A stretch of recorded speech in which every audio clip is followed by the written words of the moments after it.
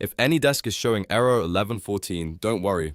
In this video, I'll walk you through a few proven fixes that can help get it working again. This error is often linked to power settings, graphics drivers, or permission issues, so we're going to go through each fix step by step in the easiest way possible. If this tutorial helps, make sure to hit like and subscribe for more simple tech fixes. Let's get into it. First, click on the search bar on your Windows taskbar and type Control Panel, then open it. Once Control Panel is open, go to Hardware and Sound, and then click Power Options.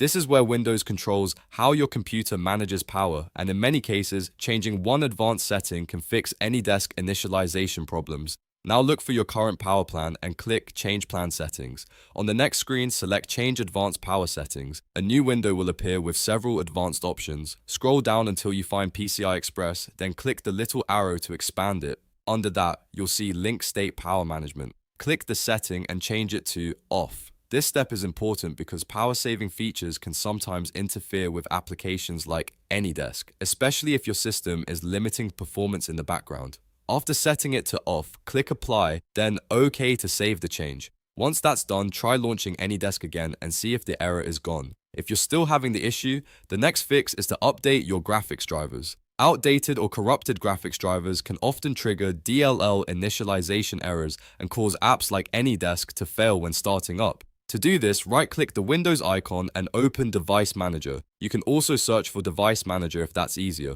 Inside Device Manager, expand the section called Display Adapters. You should see the name of your graphics card there. Right-click on it and select Update Driver. Then choose Search automatically for drivers so Windows can check for a newer version online. If an update is found, install it and restart your computer when prompted. If Windows says your driver is already up to date, that's okay. In some cases, visiting your graphics card manufacturer's website and installing the latest driver manually can solve the problem better than the automatic update. Whether you use NVIDIA, AMD, or Intel, keeping graphics drivers current is a very important troubleshooting step. Now let's move on to the third fix, which is running AnyDesk as an administrator. Sometimes error 1114 appears because AnyDesk doesn't have enough permission to initialize properly.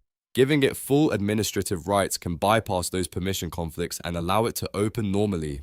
To do that, go to your desktop or open the Start menu and find the AnyDesk icon. Right-click on it and select Properties. In the Properties window, click the Compatibility tab. Look for the box that says Run this program as an administrator and check it.